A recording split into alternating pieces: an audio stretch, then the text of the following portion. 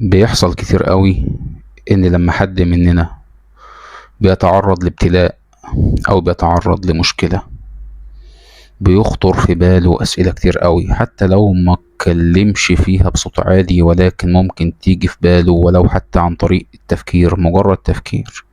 ممكن يقول لي: انا يا رب، ليه بيحصل لي كده؟ انا ليه حظي وحش؟ انا اشمعنى انا؟ طيب ما فلان عايش كويس وبيعمل ذنوب يعني، ومش اللي هو التقي قوي، وفلانة نفس الكلام. كلنا بيحصل لنا كده، كلنا بيحصل لنا كده.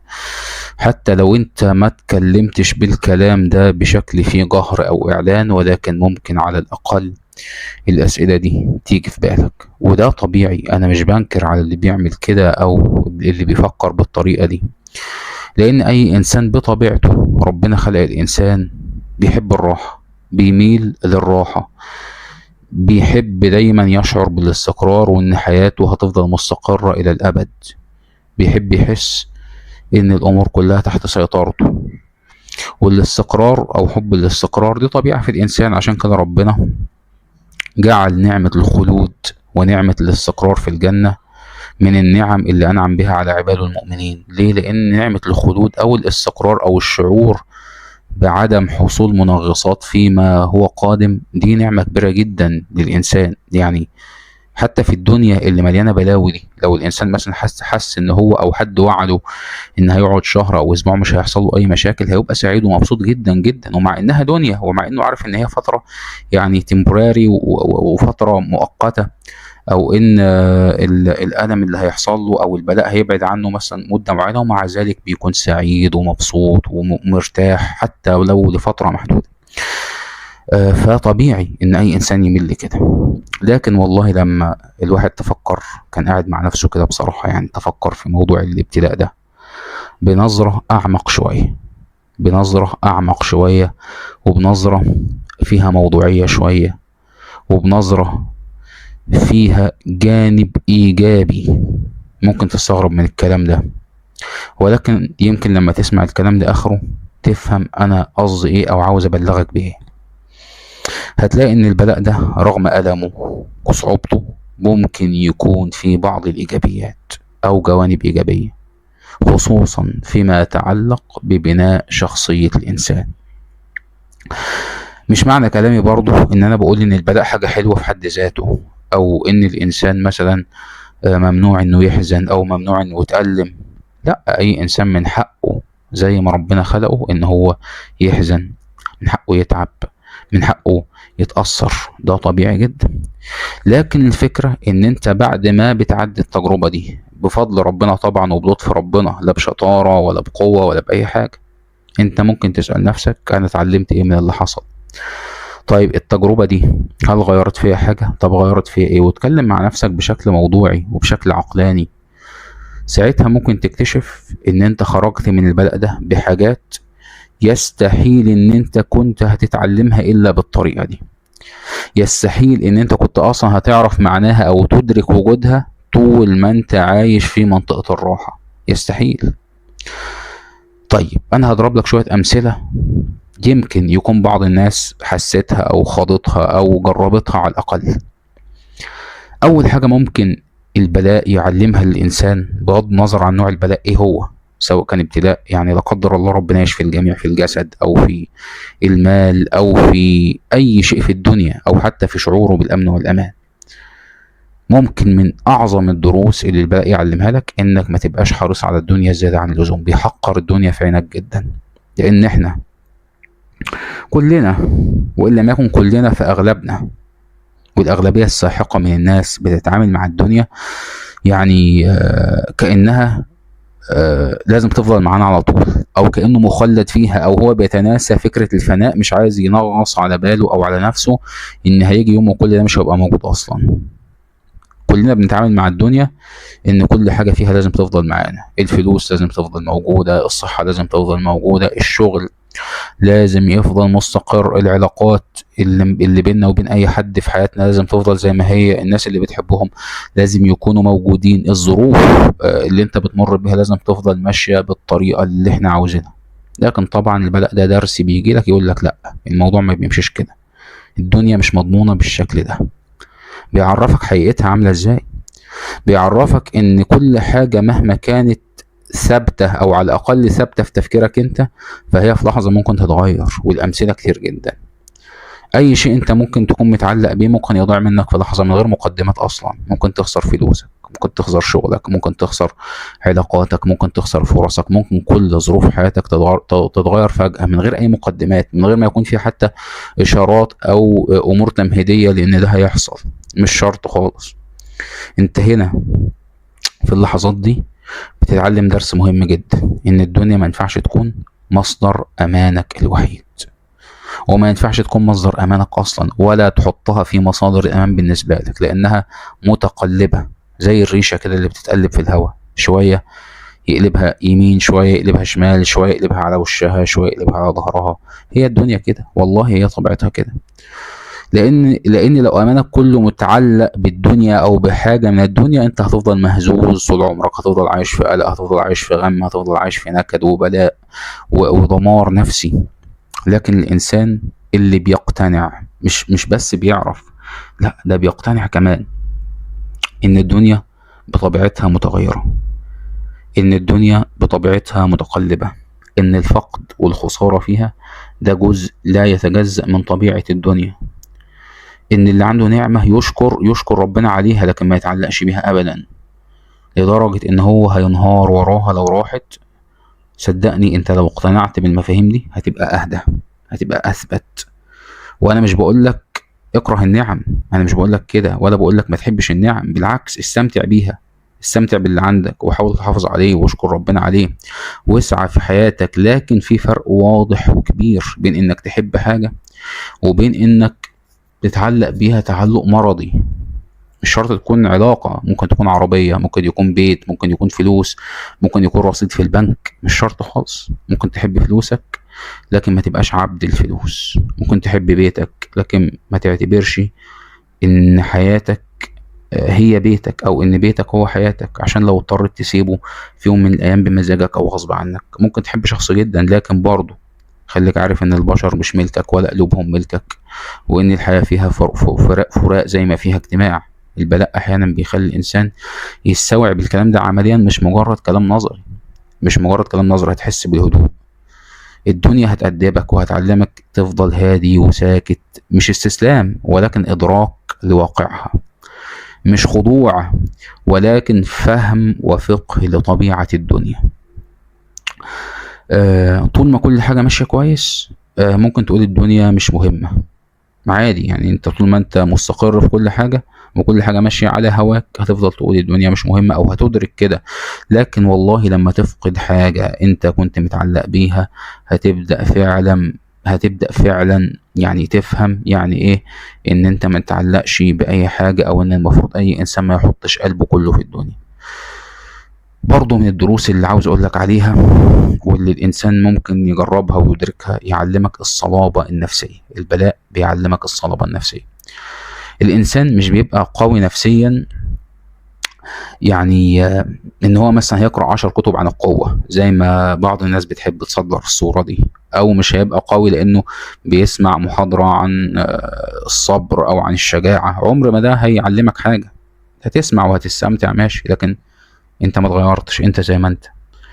احيانا الانسان بيبقى قوي لانه دخل تجارب صعبة واتوجع واتقرص واتبهدل واتمرمط واعتقد ان هو مش هيقدر يكمل، ولكن ربنا بيعينه بعد كده وبيكمل. وده شيء مهم في غاية الأهمية، لانك بعد كل أزمة بتعدي منها بتكتشف حاجة جديدة عن نفسك انت ما كنتش اصلا تعرف ان هي موجودة فيك، ولا كنت تعرف انك هتعرف تستحمل. لكن انت استحملت بفضل الله ولطف ربنا. وانت بتكون فاكر ان كل حاجة هتنهار، لكن ربنا وقفك تاني على رجليك. كنت فاكر ان حياتك انتهت، لكن بعد فترة بدأت تضحك تاني، بدأت تعيش، بدأت تبص للمستقبل، بدأت تخطط. فالتجربة الصعبة دي بتقول لك انت اقوى مما كنت متخيل بفضل الله، بفضل الله، بفضل الله، مش بنفسك ولا بقوتك. المقاومة والمعارك والتقلبات هي اللي بتعلمك الصبر، وهي اللي بتعلمك القوة. المواقف الصعبة بتضغط عليك اي نعم وبتبهدلك، لكن بتعلمك برضه ازاي تتكيف وازاي تتعامل مع الازمات بشكل افضل. عشان كده ممكن تلاقي شخص مر بتجارب كتير، لكن لما تحصل له مشكلة بسيطة تلاقيه هادي جدا. مش لان هو مثلا فاقد للمشاعر او ان هو مش طبيعي، لا، لانه شاف قبل كده ان في مشاكل بتعدي، وعرف حقيقة الدنيا، وشاف نفسه في الازمات وقال خلاص مش هقدر، وبعد كده ربنا قدر واعانه. فبقى عنده خبرة نفسية بتقول له كده، بتقول له يعني ايه، انت عديت بحاجات اصعب من كده، فدي حاجة مش سهلة. وفي فرق برضو بين ان انت تقول لنفسك ان شاء الله المشكلة هتتحل، وبعدين وبين كمان انك تقول مثلا انا عندي دليل من حياتي ان المشاكل فعلا ممكن تتحل، وان ربنا هيعني وهقدر اعدي. ده طبعا بيعلمنا الخوف والذعر من المستقبل، ان هو شيء وارد، ولكن المفاهيم اللي انا بقول لك عليها دي بتقلل جدا درجة الخوف والذعر من المستقبل اللي عندك. يعني في ناس عايشة عمرها في ظروف مستقرة، دراسته كويسة وشغله كويس وصحته كويسة وأسرته كويسة، اجتماعيا أموره كويسة وممتازة، فلوسه موجودة، عنده بيت وعنده عربيته وعنده رصيد وعنده خدماته، يعني عايش مرتاح ومبسوط، ما عندوش مشاكل كبيرة، ما عندوش مشاكل تذكر، وده شيء جميل ونعمة تستحق الشكر. لكن نوعية الناس دي لو ما تعرضتش لأي هزة في حياتها، لو ما تعرضتش لأي هزة في حياتها، هتفضل متخيلة إن أي مشكلة صغيرة هي نهاية العالم، وهتلاقيه مهتز جدا وقلق جدا ومتوتر جدا. والله والله والله ناس كتير من النوعيات اللي بقول لك عليها دي، النوعيات الروتينية دي، لما بيحصل له مشكلة في شغله أو مديره كلمه بطريقة مش كويسة، ممكن يروح المستشفى في نفس اليوم. والله العظيم من غير مبالغة، هيخش في حالة ذعر ورعب شديدة جدا، وهيخش مستشفى في نفس اليوم. واحد يتخانق مع شخص بيحبه، بيحس ان الدنيا انتهت وممكن يعمل حاجة في نفسه.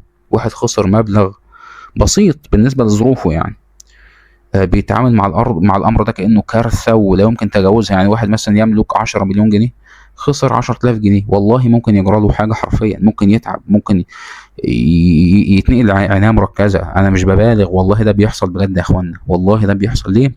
لانه خلاص ما اتدربش نفسيا، عقله مش متعود على فكره الفقد والتغير.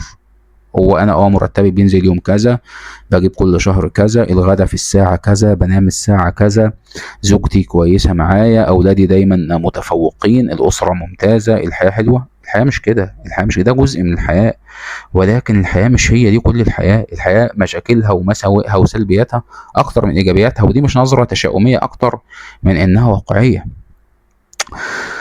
يعني على عكس مثلا شخص ثاني بيمر بتجارب صعبة ومر ببلاوي، تلاقيه لما يحصل مشكلة يقول ان شاء الله طيب هنشوف هنعمل ايه، طيب يعني ان شاء الله هنلاقي حل، وتلاقيه هادي واعصابه منضبطة. مش معنى كده انا بقول لك ان هو مش خايف او ما عندوش قلب، وممكن يكون عنده قلق برضه، ولكن ما بيسيبش الخوف هو اللي يقوده ويسوقه ويقرر ويمشي حياته بالنيابة عنه، وده مهم جدا. لان الشجاعة مش معناها ان انت ما تخافش، الشجاعة معناها انك تعرف تتصرف رغم وجود الخوف، وده اللي بيعلمه لك البلاء. بيعلمك ان مش كل مشكلة في حياتك يعني هيبقى الرياكشن بتاعها اللي هو الهلع، ومش كل خبر سيء معناه ان حياتك خلاص يعني اتس اوفر. لا، الموضوع مش كده خالص. مش كل خسارة سواء كانت نفسية او مادية خلاص مش هتتعوض. مش كل باب اتقفل في وشك سواء كان باب رزق او باب علاقة او ايا كان، ده مش معناه ان في ابواب تانية، بالعكس ده ممكن يكون بيفسح الفرص لامور اخرى انت اصلا يعني ما تتخيلهاش.